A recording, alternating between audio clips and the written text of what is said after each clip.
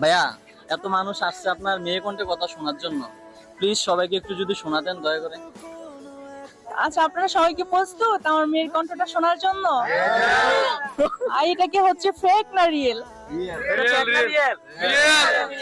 আচ্ছা, যারা ফেক হচ্ছে কমেন্ট করে, সো তাদের কনফিউজটা কেমন?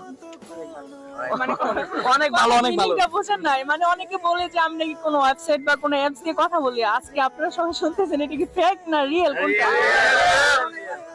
সো গাইস, এটা রিয়েল, দেন এটা কোনো ফেক না। হাই, ফুটে যাবে